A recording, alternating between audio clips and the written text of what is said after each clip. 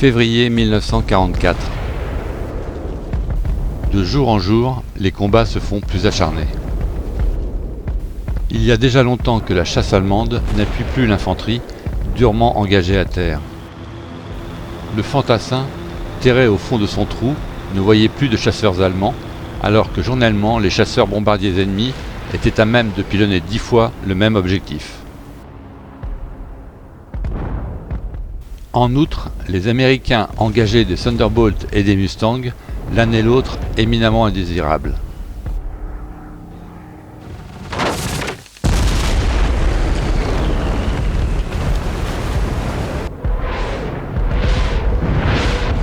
Une nouvelle maladie ne tarda pas à se répandre parmi nous, la psychose du Thunderbolt.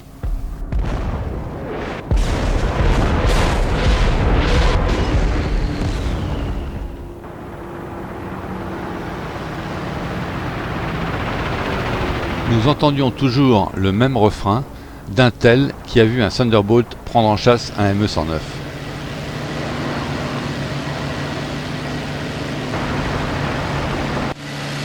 À 500 mètres, il ouvre le robinet de ses mitrailleuses et abat le Messerschmitt comme une fleur.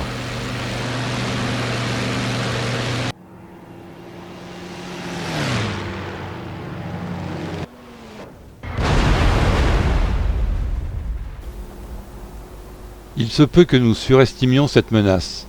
Toujours est-il que nous constations les résultats.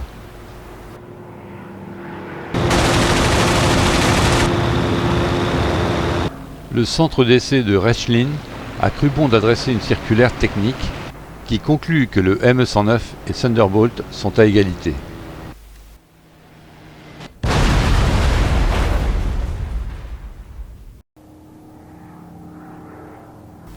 Bientôt la psychose du Thunderbolt devint un vrai danger.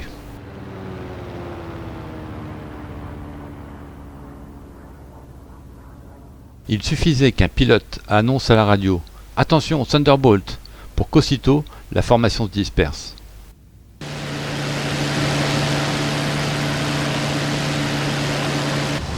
C'est ce qui m'arrive un jour alors que je vole devant le groupe pour assembler mes pilotes.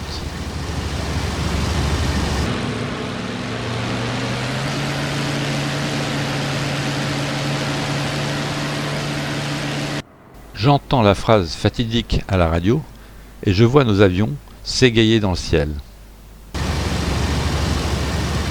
Et je me retrouve seul. Enfin, pas vraiment. Devant et sur ma droite, une dizaine de Thunderbolts qui m'ont repéré. Cette fois, mon vieux N, c'est ton dernier combat.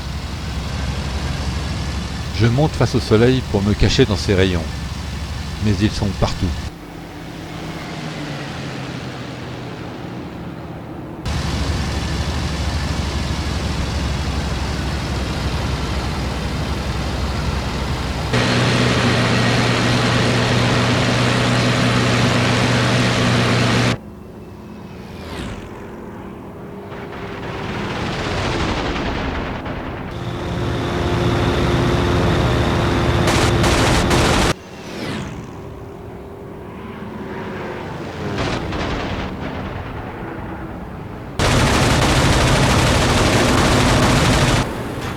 Les balles crépitent sur mon fuselage. On dirait une trompe d'eau sur une tôle.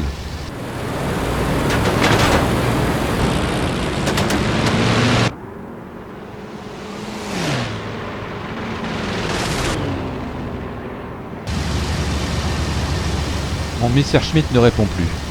Allez mon vieux, faut que tu sautes maintenant.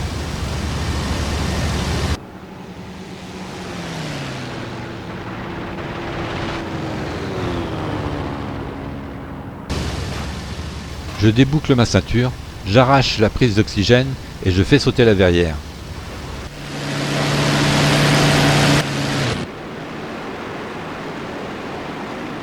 Puis je me hisse sur mon siège.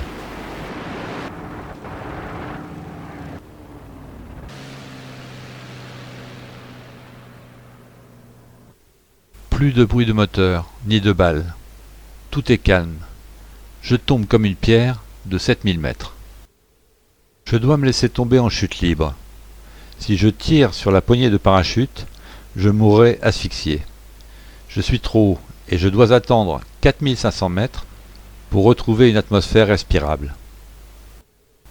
Et je repense au pilote américain enterré au bord du terrain de Toscania.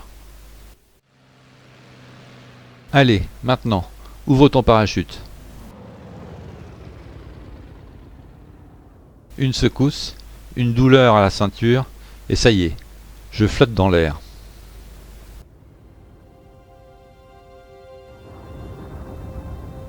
Tout à coup, j'aperçois un Thunderbolt qui patrouille autour de moi.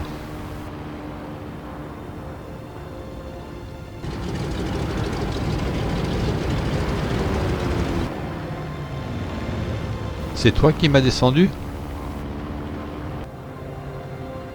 Joli travail. N'aie pas de remords, je vais m'en tirer.